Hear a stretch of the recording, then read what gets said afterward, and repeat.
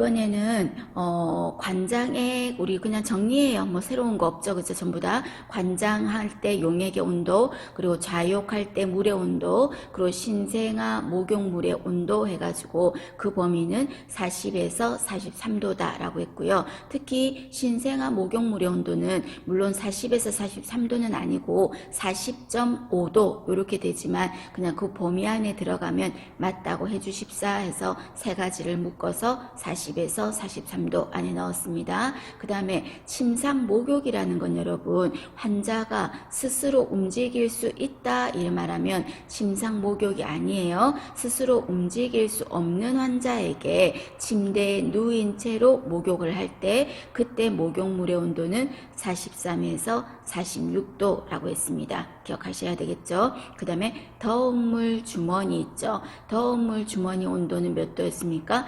46에서 52도라고 했고 이때 더운 물 주머니는 어쨌든 고무로 된 거죠. 그럼 이런 고무로 된 거는 사용할 때는 어떻게 하죠? 공기를 빼서 제거하고 보관할 때는 납작하게 만들어서 하면은 들러붙을 수 있으니까 어떻게 한다? 공기를 약간 넣어서 보관한다 라고 했었습니다. 그죠? 그래서 우리가 온도를 말할 때 여기에 전체적으로 한번 보면 여기 하고 여기 그 다음에 여기 또 이렇게 되네요. 자, 이렇게 했을 때 여기 안에 요 안에 여기의 범위 안에는 뭐였냐면 40에서 43도 관장 자용 신생아 목욕물의 온도, 그 다음에 여기 침상 목욕물의 온도, 그 다음에 더운 물 주머니 온도 세 가지 전부 다 구별을 하실 것.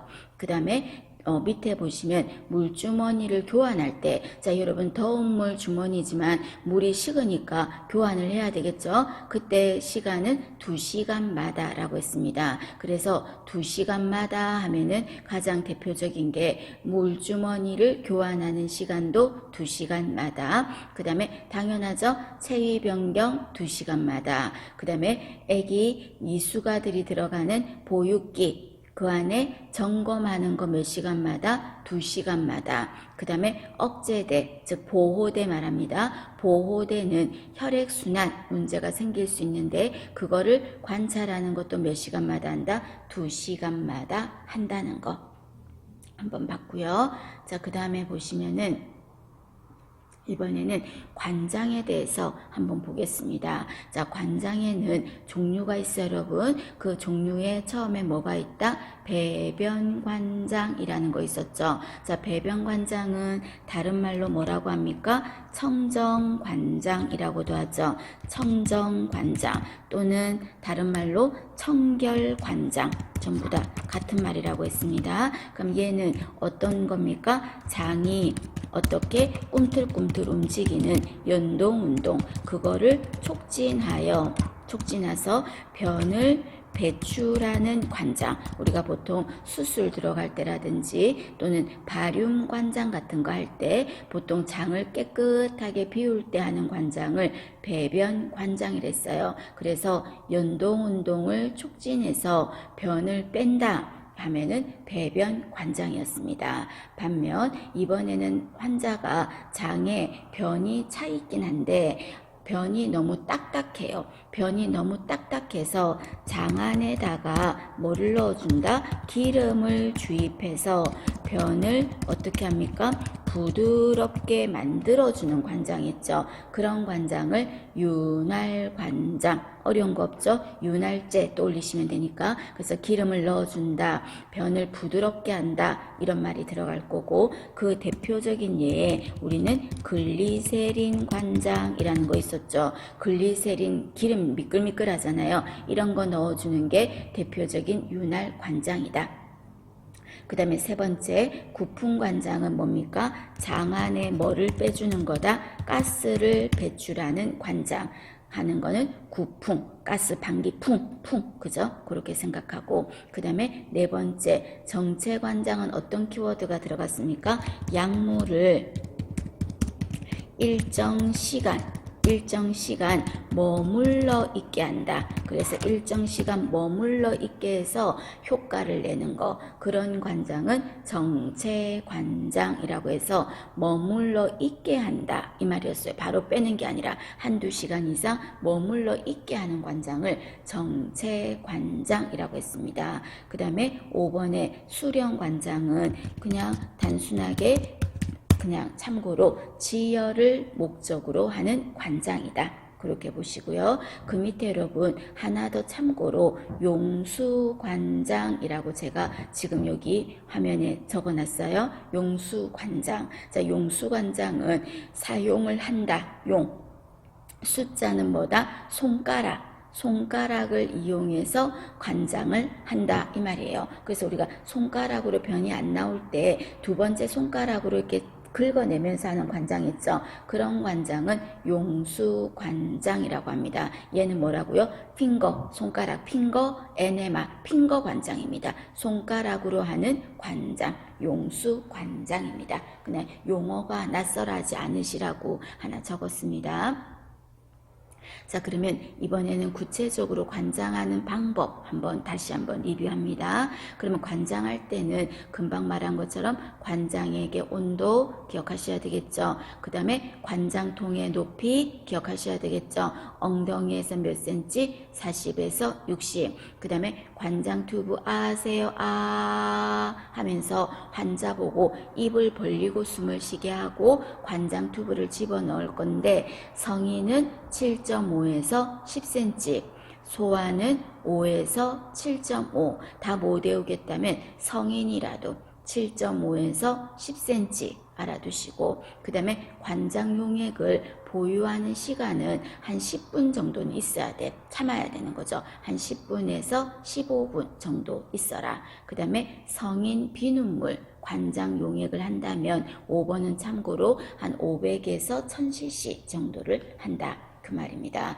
그리고 관장 튜브는 어디를 향해서 삽입합니까, 여러분? 삽입하는 길이를 집어넣을 때 어디를 향해서? 배꼽을 향해서 삽입을 한다. 알아두셔야 되겠죠? 자주 나왔습니다. 배꼽을 향해서 삽입을 한다. 보시고, 그 다음에 관장 튜브를 삽입하기 전에, 그리고 관장 용액을 다 넣고 났을 때, 조금 남았을 때 튜브를 빼고, 삽입할 때는 한번 통과시킨 후 그 삽입을 하고 그랬죠. 그 이유는 공기가 장 안으로 들어갈까봐 했었죠. 그리고 이때 관장할 때 자세는 무슨 자세? 심스 체위. 너무 당연한 거라서 뺐습니다, 여러분. 그래도 알고는 계셔야 돼요. 심스 체위, 좌측 위를 취한다 라는 말 했었고요. 그 다음에 관장 용액을 주입하는데 환자가 배가 아프다고 막 그러는 거죠. 그럼 이때 방법은 잘못된 건 아니라 그랬죠. 배 아픈 건 당연한 건데 환자가 너무 컴플레인이 심하니까 어떡한다? 일단 잠깐 멈췄다가 용액을 주입을 일단 멈췄다가 결론은 어떡한다? 다시 넣어줄 거예요. 좀 천천히 넣어주겠습니다. 그 다음에 두 번째는 좀 천천히 들어가게 하겠습니다. 그러면 당연히 조절기 있죠. 빨리 들어가고 천천히 들어가게 하는 조절기로 좀 천천히 들어가게 하는 거죠. 세 번째는 관장통의 높이가 40에서 60cm인데 그 높이를 조금 낮추어 주는 거예요. 최저 얼마? 40cm 정도로 낮추는 거죠. 그래서 결론은 관장약을 주입할 때는 일단 어떻게 한다고요? 멈춘다. 일단 멈춘다. 두 번째는 흐름을 늦춘다. 세 번째는 높이를 낮춘다 하는 게 방법입니다. 알아두셔야 됩니다. 그리고 이때 이 관장할 때는 내과적 무균술, 외과적 무균술, 내과적 무균술만 지켜도 된다라고 했었습니다. 기억하시고요. 자, 그 다음에 이번에는 인공학문입니다. 여러분, 인공학문입니다. 자, 인공학문 같은 경우는 여러분들이 우리가 수업 시간에 했으니까 아시겠지만 이렇게 인공항문을 만들어둔 이 부분을 장루라고 하거든요. 장을 바깥으로 빼놨다. 그래서 얘를 뭐라고 한다? 장루라고 해요. 근데 이 장루가 그 밑에 보시면요. 색깔이 젓갈색으로 또는 보라색으로 또는 검정색으로 지금 보세요. 이 그림처럼 이렇게 빨갛고 막 검정으로 이렇게 변하는 거 있죠. 이렇게 변하는 거는 장루가 어떻게 된 거다? 썩은 거야. 괴사 죽은 거예요. 장루 괴사가 의심되기 때문에 빨리 보고해야 하는 겁니다. 아셨습니까? 자, 그 다음에 이런 인공항문을 달고 여기 주머니를 달고 있잖아요. 그럼 이런 주머니를 달고 있는 이런 환자에게 인공항문을 좀 씻어주자고. 그럼 씻어줄 때 주의사항입니다. 눈도장을 찍어주시면 되겠습니다. 그럼 이때 인공항문을 하고 있는 이 주머니로 바로 뭐가 나오는 거예요? 변이 나오는 거죠. 그죠? 이제는 직접 항문으로 변이 나오는 게 아니라 여기 장을 끊어버렸기 때문에 요 사이 장을 끊어버렸기 때문에 이쪽으로 변이 나온다고. 이쪽에서. 그럼 이쪽에서 변이 나오는데 배설물이 냄새가 너무 나면 좀 안 좋겠죠. 그래서 첫 번째는 가스를 형성하는 음식을 어떻게 하자? 좀 줄이자. 자제하자는 겁니다. 그래서 배추, 무, 양파, 브로콜리 이런 거 있죠. 그런 게 가스가 만들어진 음식. 그런 걸 좀 피하자는 겁니다. 그리고 이때 인공항문을 어떻게 한다? 우리 항문 같은 경우 좀 우리가 씻어줘야 되잖아요. 그죠? 그런데 인공항문도 당연히 이쪽으로 변이 나오는 곳이니까 씻어줘야 되겠죠. 그럼 이때 세척을 할 때는 여보 좀 씻어주세요. 뭐 이렇게 아니라 누구한테? 환자 스스로가 하도록 격려를 하는 거죠. 스스로가 하라 이 말입니다. 그 다음에 이때 인공항문 장루 주머니 있죠. 이걸 하고 있을 때 굳이 외과적 무균술, 멸균을 지킬 필요는 없지 않을까? 왜냐하면 이쪽 자체가 덩이 나오는 곳이니까. 맞나요? 그래서 관장과 함께 덩과 관련되는 장루 주머니를 교환하고 인공항문을 세척하는 것은 외과적 무균술까지는 필요 없어요. 그럼 뭐만 지켜도 됩니까? 내과적 무균술만 지켜도 가능합니다.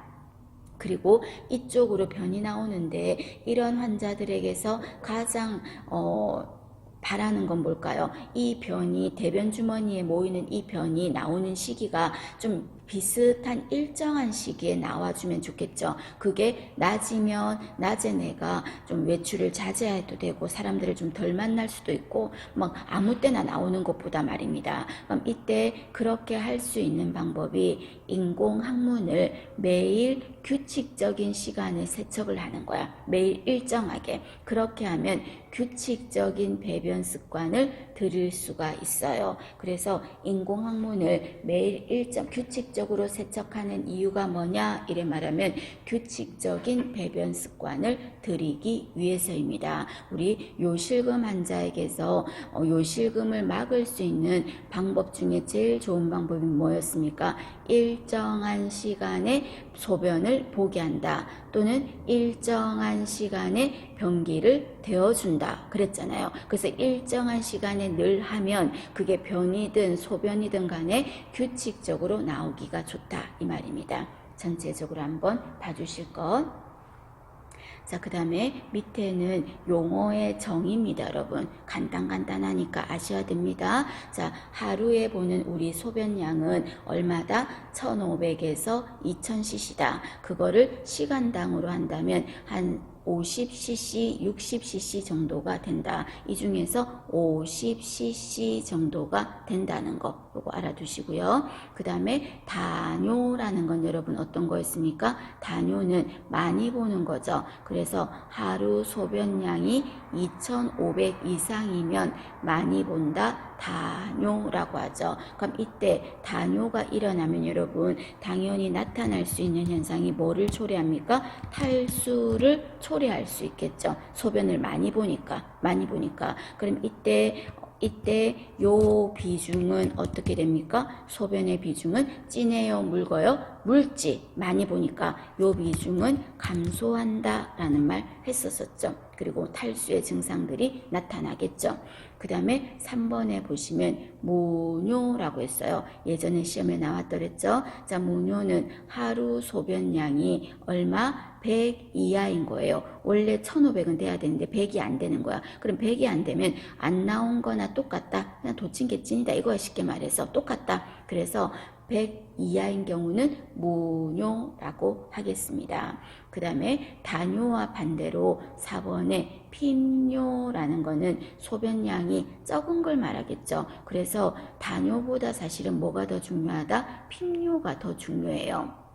그래서 핀뇨는 하루 소변량이 알아두세요. 400에서 500 이하, 그리고 시간당 30 이하, 시간당 30 이하를 뭐라고 한다? 핀뇨라고 합니다. 그래서 우리가 수술 간호할 때도 시간당 소변량이 수술 환자가 나왔는데 30 이하다. 이거는 빨리 보고해야 될 상황입니다. 핀뇨라는 거는 안에서 출혈이 계속된다든지 아니면 신장의 합병증으로 신장이 좀 망가졌다든지 그런 상황일 수가 있기 때문에 핀뇨의 그 기준치는 중요합니다, 여러분. 알아두셔야 됩니다. 봐주시고. 그럼 이때 소변이 안 나오고 또는 여기 안 나오는 무뇨라든지 핀뇨라든지 이런 상황일 때는 어떤 증상이 나타나겠습니까? 부종을 초래하겠죠. 부종이 생기겠죠. 부종이. 그리고 이때 소변은 진할까요? 묽을까요? 진하겠지. 그래서 진하다, 소변이 진하다, 요 비중이 증가한다라는 말 했었었죠. 그죠? 그 다음에 5번에 보시면 잔뇨라고 했습니다. 잔뇨는 어떤 의미인지를 기억하세요, 여러분. 여긴 안 적어놨지만 어떤 거였습니까? 정상적으로 소변을 본 후. 자, 잔뇨의 의미 기억하세요. 잔뇨라는 거는 정상적으로 소변을 본 후에 방광에 남아있는 소변, 그걸 뭐라고 합니까? 잔뇨라고 하죠. 남아있는 거. 그럼 이때 잔뇨를 어떻게 체크할까요? 남아있는 소변을 어떻게 체크합니까? 소변줄을 끼워서 해야 되겠죠. 그런데 한 번 하고 뺄 거야. 계속 꽂아두는 거 아니고 단순 도뇨를 통해서 남아있는 소변을 확인하겠습니다. 맞나요? 그럼 이때 잔뇨가 방광에 소변이 이렇게 시원하게 보고 왔는데 얼마가 남아있으면 이거는 방광 안에 잔뇨가 좀 남았네, 잔뇨가 있네, 이렇게 표현을 할 거냐면요. 60cc 이상이면 조금 잔뇨가 있다라고 해서 비정상으로 생각하겠습니다. 60cc 이상이면 비정상이다, 잔뇨가 있다, 이 말입니다. 됐나요? 그래서 7번에 보세요. 잔뇨량이 60cc 이상이면 뭐라고요? 안에 소변이 머물러 있는 거지. 요정체. 그럼 머물러 있으니까 뭐가 일어날까? 감염이 일어나겠죠. 그 말입니다. 자, 그 다음에 잔뇨와 뭐와 관련이 있어요? 폐뇨와는 굉장히 관련이 있어요. 그럼 폐뇨라는 건 뭐냐면 여러분, 신장에서 소변은 만들어졌어요. 그런데 방광에서 배설되지 않는 상태. 자, 잔뇨의 정의랑은 다른데 방광에서 나가지 않아. 그래서 막혀서 안 나간다 해서 폐뇨라고 생각하면 돼. 그럼 잔뇨는 금방 뭐라 그랬어요?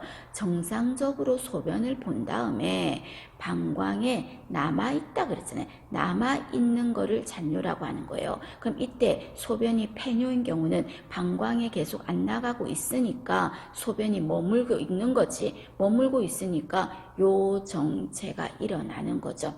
요 정체가. 그리고 요 정체 때문에 또 뭐도 생깁니까? 감염도 생기겠죠. 그래서 폐뇨와 잔뇨는 뭔가 같이 감염의 문제를 갖고 있다. 요 정체를 초래한다, 이 말입니다. 요 정체를 초래하는 거는 폐뇨라는 현상이라든지 또는 잔뇨가 있을 때, 요럴 때는 요 정체와 감염이 초래될 수 있다, 그 말입니다. 그 다음에 8번, 금방 아까 말씀드렸던 시간당 소변량이 30 이하이거나 또는 하루 소변량이 400에서 500 이하다. 이거는 단어로 뭐라 그랬어요? 핍뇨라고 했죠. 핍뇨면 반드시 간호사에게 보고를 한다라고 했습니다. 중요합니다. 여러분 봐주셔야 돼요. 자, 그 다음에 이번에는 요실금 환자의 간호예요. 너무 중요하죠, 여러분. 노인간호, 모성간호, 성인간호, 기본간호 전부 다 공통적으로 중요하게 다 들어가는 요실금입니다. 자, 요실금은 불수의적으로 소변이 나오는 거죠. 내 의지와 상관없이 나오는 거를 불수의적으로 소변이 나오는 거죠. 그럼 이때 요실금 환자에게서 제일 중요한 거는 뭐라 그랬습니까? 규칙적으로 소변을 보게 한다는 거. 그리고 또 케겔 운동을 하자. 자, 케겔 운동은 다른 말로 뭐라고 했습니까? 골반 저부 근육 강화 운동.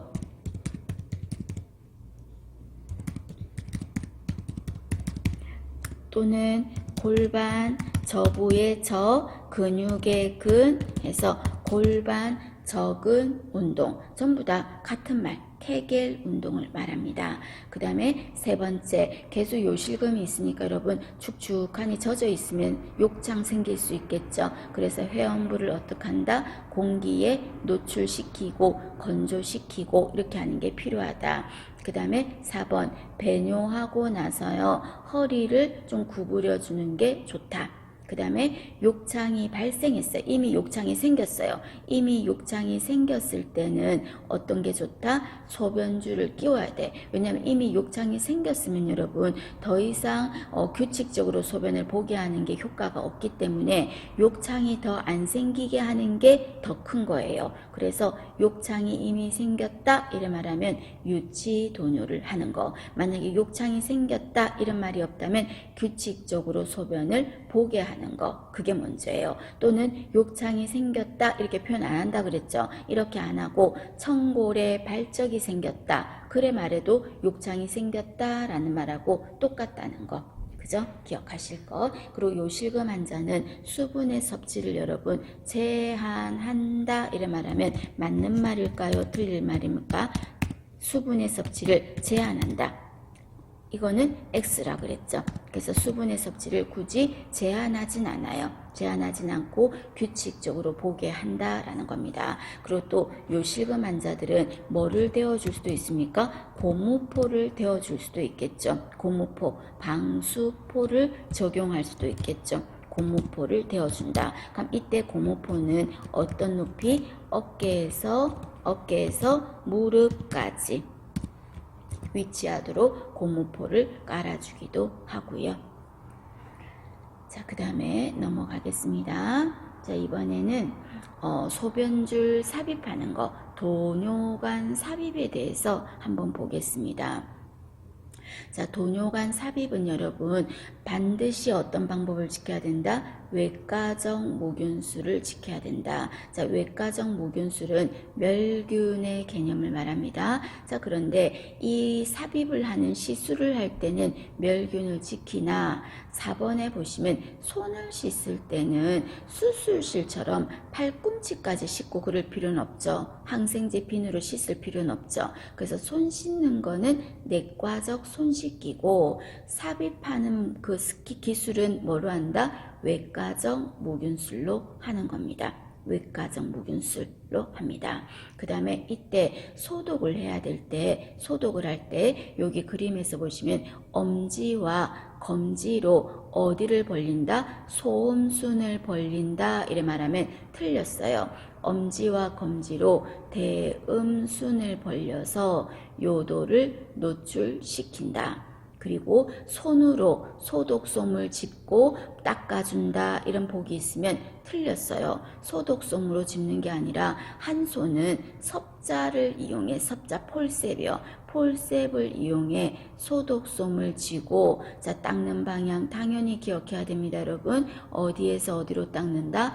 요도에서 항문으로, 요도에서 항문으로, 또 대음순에서 소음순으로 일방향으로 닦고, 이 말은 한 번 닦고 버리고 이 말이에요. 그래서 닦을 때는 한 번 닦고 버리고 이렇게 하지 지그재그로 왔다 갔다 이렇게 하면 된다 안 된다? 안 된다는 겁니다. 한 방향으로만 닦고, 그리고 금방 말한 것처럼 한 번 닦고 세소독솜으로, 한 번 닦고 버리고 세소독솜으로 바꿔서 닦는다. 그리고 여기에 엄지와 검지로 대음순을 잡았던 이 손은 절대 다른 물건을 만지면 안 되는 거예요. 그죠? 알아두시고, 그럼 이제 소독을 하고 소변줄을 삽입합니다. 아세요? 아 하면서 남자는 18에서 20cm, 여자는 5에서 6cm. 그리고 3번 말씀드렸죠? 음순을 벌린 엄지와 검지는 콘타, 오염된 것으로 여기기 때문에 도뇨관이 삽입될 때까지는 움직이지 마라. 그죠? 그리고 삽입을 해. 그럼 이렇게 삽입을 하는 도뇨관은요, 여간하면 삽입 안 하는 게 좋거든요. 특히 유치도뇨관 가장 큰 합병증이 뭐다? 비뇨기계 감염이거든요. 그래서 도뇨관은 여러분 오랫동안 꽂아두는 게 아니라 피로가 이제 사유가 사라지면, 꼭 삽입해야 될 사유가 사라지면 빨리 제거하는 게 좋아. 그럼 이렇게 소변줄을 빼야 되는 상황일 때는 유치도뇨 같은 경우는 방광에 남아있는 소변을 어떻게 할까요? 모두 주머니로 빼고, 5번이 여러분 참고로 이해하시면 됩니다.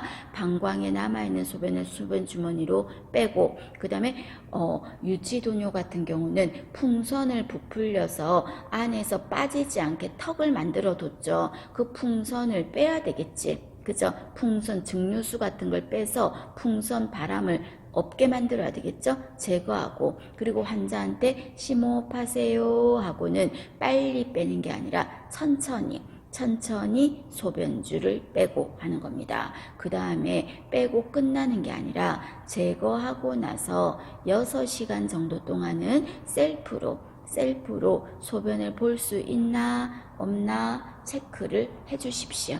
그게 도뇨관 주의사항이었습니다. 자, 이번에는 남녀 생식기 간호입니다, 여러분. 남녀 생식기 간호. 자, 생식기 간호라는 거는 소변줄을 꽂고 있다든지 또는 요실금 환자라든지 이렇게 좀 음부를 좀 청결하게 해주기 위해서 하는 거죠. 그럼 이때는 그냥 닦아주는 거예요. 생식기 간호라는 거는 소변줄을 꼽는다는 게 아니라 닦아주는 거예요. 그럼 이때 닦아줄 때 뭘로 닦습니까? 면으로 된 솜이나 또는 꺼즈로 소독수를 묻혀서 닦는 거예요. 이때 소독수는 알코올로 쓴다 이런 말하면 틀렸습니다. 붕산이라든지 또는 생리식염수 이런 거 있죠. 그런 걸로 닦아줍니다. 그리고 아까 소변줄 할 때도 한 번 닦고 버리고 한 번 닦고 버리고 이것처럼요. 매번 닦을 때마다 새로운 면솜으로 갈아주고요. 그 다음에 여자인 경우는 요도에서 질, 항문, 즉 쉽게 말해서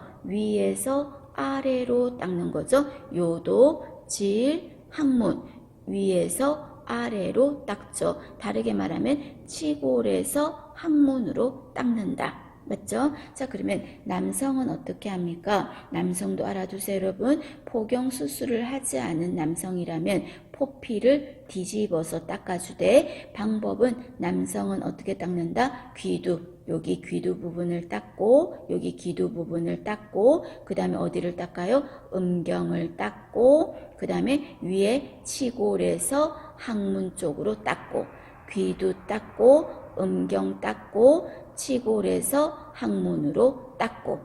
되셨습니까? 남성 것도 여성 거랑 같이 생식기 간호 순서 알아두실 것.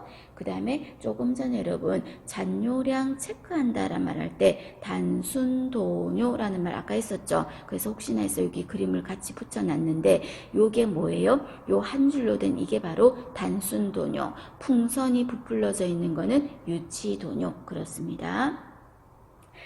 자, 그 다음에 이번에는요, 넘어가서요. 자, 검사 중에서 어떤 경우는 요 배양 검사합시다. 이런 말 할 거예요. 그럼 요 배양은 소변 배양이라는 말인데, 이때 배양이라는 말은 너무 균이 작아서 그 균을 키워가지고 원인균을 파악하고 싶은 거예요. 그럼 그 균을 파악해서 뭐 할 건데요?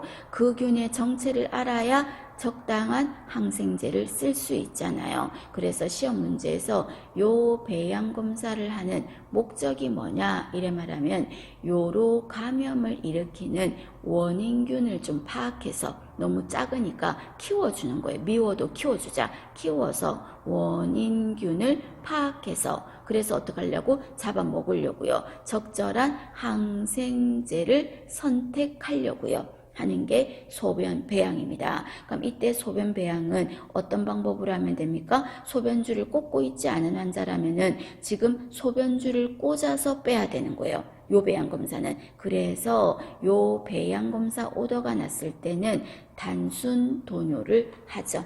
단순 도뇨를 하죠. 자, 그러면 이때는 어떡하죠? 환자 소변 배양 오더가 났는데 단순 도뇨를 하려고 하다 보니까 이 환자가 이미 소변줄을 꽂고 있어요.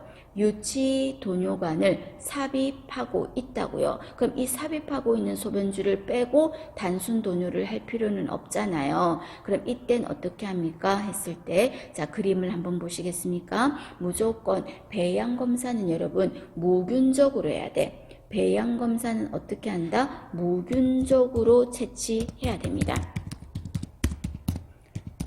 채취해야 됩니다. 그러면 이때 유치 도뇨관을 하고 있는 이 환자에게는 자 어떡하냐면요. 여기 봐봐요. 유치 도뇨 소변줄 꽂고 있죠. 여기에다가 베타딘 요 갈색깔 소독약 지금 폴셉으로 들었죠.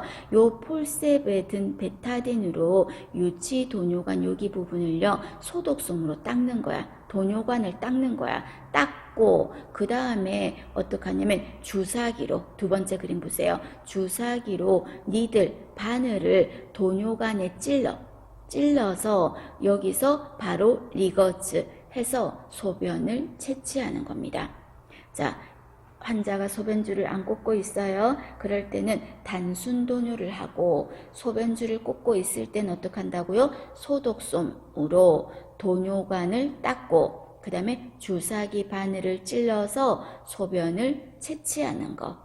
되셨어요? 알아두십시오, 여러분. 자, 그 다음 이번에는 객담 배양 검사라고 있다. 자, 객담 배양은 객담 안에 있는 균을 파악해서 적절한 항생제를 쓰자 하는 게 객담 배양이겠죠. 그럼 이때 우리가 일반적으로 객담 검사 이래 말하면 환자 보고 침은 가래가 아닙니다. 말하고 그 다음에 심호흡을 하고 기침을 해서 폐에서 나오는 가래를 뱉으세요 라고 해서 이른 아침 첫 객담 받는다고 했었었죠. 입으로 받아낼 거야. 입으로. 그런데 입으로 받아내면 배양검사는 입에서 나오는 과정에서 여러 잡다한균이 함께 나올 수가 있어. 그럼 이 중에서 객담 안에 있는 정확한 균을 파악하고 싶은데 여러 가지 잡다한균까지 같이 나오면 어떤 게 정확한 균인지를 한 균만 파악해야 되는데 파악이 안 될 수가 있어. 그래서 객담 배양일 때는요. 입으로 뱉으면 안 돼. 입으로 뱉지 않아야 돼요. 그럼 입으로 안 뱉고 어떻게 가래를 받습니까? 석션하는 거죠. 석션. 그래서 객담 배양은 무균적으로 기관 흡인. 흡인이라는 말은 가래를 뽑는다. 석션. 석션을 해서 배양 검사 검사물을 수거, 채취하겠습니다. 되셨습니까? 객담 배양 검사는 석션 한다는 거. 그 다음에 소변 배양 검사는 도뇨한다는 거. 도뇨할 때는 단순 도뇨할 수도 있고 유치 도뇨하고 있을 때는 어떻게 하는지 알아두셔요. 기억하십니다. 자, 이번에는 투약에 대해서 한번 보겠습니다. 투약의 5원칙이라는 거 너무 중요하죠. 투약의 5원칙은 어떤 거 들어갑니까? 환, 약, 시, 용이라고 했어요. 투약의 5가지 원칙은 환약, 시, 용. 정확한 누구에게? 환자에게. 정확한 환자에게. 그리고 정확한 약물을. 그리고 정확한 시간에. 그리고 정확한 용량을 그리고 정확한 용법을 지켜서 투약하라. 그래서 투약의 5원칙은 환약시용용이라고 했어요. 그리고 이때 약은 조제한 사람이 준다 이런 말 틀렸어요. 약은 준비한 사람이 직접 투약한다. 준비한 사람이 투약을 한다. 그리고 라벨 확인은 몇 번 해요? 3번 한다. 자, 챙기려고 했을 때 꺼낼 때 확인하고, 그죠? 그 다음에 또 챙기면서 확인하고, 그 다음에 집어넣으면서 확인하고, 꺼낼 때 챙기면서 집어넣을 때 3번 확인한다. 결론은 여러분 무조건 먹는 약이든 주사약이든 모든 약은 라벨 확인을 몇 번 하냐 이래 말하면 무조건 3번 확인이다. 됐나요? 그 다음에 3번 투약의 과오가 발생했다면 즉시 어떡할까요? 간호사에게 보고한다. 그죠? 만약에 보고 안 했어. 그럼 뭐다? 간호조무사 윤리강령 중에서 정직의 의무를 위반한다. 한 거죠. 그 다음에 4번 중요하죠. 보기들 다 중요합니다. 수술 후에는 수술 전에 주던 약을 주지 않고 다시 처방받는다. 자, 그 다음에 약을 주는 방법들을 한번 볼까요? 자, 우리가 국소 부위에 주는 눈에 넣는 약 한번 넣어볼까요? 안약. 자, 안약은 이제 물약 말하는 겁니다. 물약. 이때 물약은 어디다 넣습니까? 하부결막낭. 자, 여기 그림에서 보시겠어요, 여러분? 여기가 하부결막낭인 거죠. 하부결막낭. 여기 하부결막낭에 어디에다가 물약을 떨어뜨려요? 중앙에 떨어뜨릴 거예요. 그래서 중앙이라고 하면 어디가 될까? 한 요쯤이 되지 않을까? 중앙. 그죠? 한 요쯤. 그죠? 한 요 정도쯤에 떨어뜨리는 거죠. 요쯤에 떨어뜨리는 거야. 중앙. 또는 외측 3분의 1 지점이라 그랬어요. 그럼 외측 3분의 1 지점은 어디가 외측입니까, 여러분? 이 눈으로 비교하면은 어디가 이쪽이 외측이네. 그죠? 요쪽이 바깥쪽이야, 여러분. 바깥쪽. 이쪽이 안쪽인 거죠. 그죠? 안쪽 맞죠? 그럼 이때 외측 3분의 1 지점은 어디가 됩니까? 3등분을 하는 거지. 3등분을 이렇게 한 등분, 여기 하부결막낭 하나, 그 다음에 여기 둘, 셋 이렇게 나눈 거라고 생각하세요. 그럼 이때 어느 부분에다가 한다고요? 바깥쪽에 3분의 1 지점이니까 여기가 되겠지. 여기. 무슨 말인지 아시겠죠? 그래서 하부결막낭의 외측 3분의 1 지점 또는 하부결막낭의 가장 가운데 어디? 중앙. 여기다가 떨어뜨리는 거죠. 시험 문제 그림으로 물어도 찾을 수 있겠죠? 중앙이나 외측 3분의 1 지점에 넣는 거지. 그럼 넣고 나서 어떡합니까? 넣고 나서 여기 비루관 코 쪽으로 관으로 흘러가지 않도록 눈의 안쪽 부분, 여기 내각 부분 있죠? 여기 이 부분을 손가락으로 꾹꾹 눌러주는 거지. 왜냐하면 안약 넣은 게 코 쪽으로 흘러가지 않으려고 비루관으로 흘러가는 걸 막기 위해서 눈의 내각을 안약을 넣고 나서 눌러준다는 거. 그거였고요. 이번에는 연고예요, 여러분. 연고. 자, 연고 같은 경우는 어디다 합니까? 하부결막낭. 어디였어요? 여기 밑에. 하부결막낭에 넣는데 물약하고의 차이점은 짜놓는 거잖아요. 연고니까 어디에서 어느 방향으로? 내각에서 외곽으로 짜놓는다. 그럼 내각에서 외곽이 이쪽이 내 쪽이라면서요. 그러니까 어떻게 놓을까요? 이렇게. 방향 보세요. 여기 화살표 돼 있죠? 요렇게 짜놓는 거죠. 그럼 연고를 짜놓고 방향을 틀어서 연고가 더 이상 안 들어가게 끊어주고 그 다음에 눈은 어떡합니까? 눈을 감고 안구를 굴려주라고 가르쳐줘야 되겠죠. 그래야 약물이 안에서 흡수가 잘 되니까. 됐죠? 그래서 시험 문제에서 그림 문제로 물을 수 있습니다. 눈에 넣는 약, 물약인 경우, 연고인 경우, 방향, 위치 알아두실 것. 그 다음에 귀약 같은 경우는 여러분 귀약을 넣거나 또는 체온을 재거나 뭐 할 때 귀를 잡아당기는 방향은 무조건 3세 이상이나 성인은 후상방, 3세 미만은 후하방입니다. 그래서 여기 그림을 보시면 요 경우는 어디를 잡아당기고 있는 거예요? 이 방향은 후상방. 그죠? 얘는 위쪽 부분을 잡아당기고 있으니까 후상방인 거죠. 그 다음에 요 그림은 어디를 잡아당기고 있어요? 아래쪽을 잡고 있죠. 여기 손을 보면 후하방인 거죠. 후하방. 그래서 성인은 어떻게 3세 이상의 아이나 성인은 후상방. 그 다음에 3세 미만의 아이 소아들은 후하방으로 잡아당긴다. 봐주실 것. 자, 코약 같은 경우는 참고로 사골의 상비각계 중앙을 향해서 떨어뜨린다 하는 코 안쪽으로 넣는다는 겁니다. 가장 가운데 쪽으로 쭉 넣어준다는 거 그 말이고, 그 다음에 이번에는 9번에 질약을 넣을 때, 자, 질약을 넣고 나서요 엉덩이를 올리고 있어야 돼. 그럼 엉덩이를 왜 올리고 있습니까? 자, 질로 넣는 약은 뭐 여러분 질좌약이라고 하죠. 좌약이라는 거는 체온에 의해서 약이 사르르 녹아줘야 되니까 약이 어느 공간 안에 머물러 있어야 돼. 그럼 여기 환자에게 질좌약을 넣는데 저를 따라와 보시면 여기 손가락 끝에 요 부분에다가 좌약이 안에 머금고 있어야 돼요. 그럼 요 부분 안에를 보니까 약간 옴폭하게 웅덩이처럼 파져 있죠. 그 부분에 약이 머무르려면 엉덩이를 올리고 있어야 요 안에 약이 담고 있겠지. 만약에 다리를 내려버리고 엉덩이를 내려버리면 약이 흘러나올 거 아닙니까? 그러면 이때 엉덩이를 올리고 있는 이유가 어떤 이유냐 이래 말하면 질환의 움푹 패인 이 부분에 약이 흡수가 잘 되라고. 그럼 이때 움푹 패인 이 부분의 이름을 뭐라고 한다?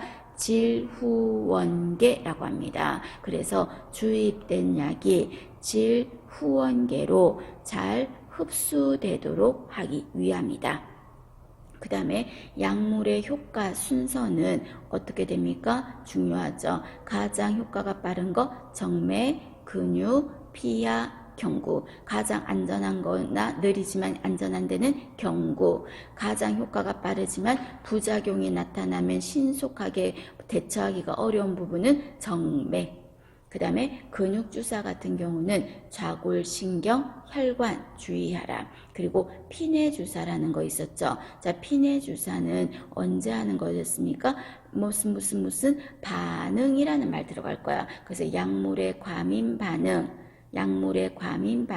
알러지 반응 뭐 이런 식으로 반응 볼 때 피내주사 할 거야. 그 다음에 또 질병을 진단할 때 뭐를 하겠다? 피내주사 하겠습니다. 결핵을 진단할 때 튜베르쿨린 테스트, 그 다음에 디프테리아를 진단할 때 시크 테스트, 성홍열을 진단할 때 딕 테스트, 이런 거 전부 다 피내주사거든. 그래서 반응을 볼 때, 진단할 때, and BCG 접종을 할 때, 이럴 때는 피내주사예요.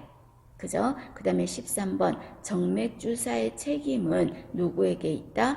의사에게 있다. 왜냐하면 여러분들이 간호조무사도 우리 IV 하조로콜 같은 데서도 하고, 그죠? 그럼 그 이유는 의료인의 지도 감독하에 할 수 있는 거기 때문에 책임은 누가 있다? 의사에게 있습니다. 그 다음에 예방주사, 일반적인 예방주사라든지 인슐린이라든지 또는 헤파린 있죠.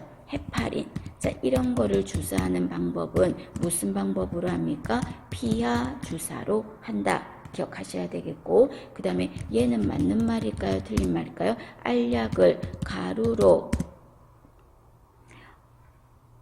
알약을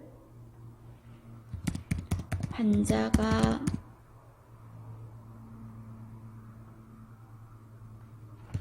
알약을 임의로 가루 형태로,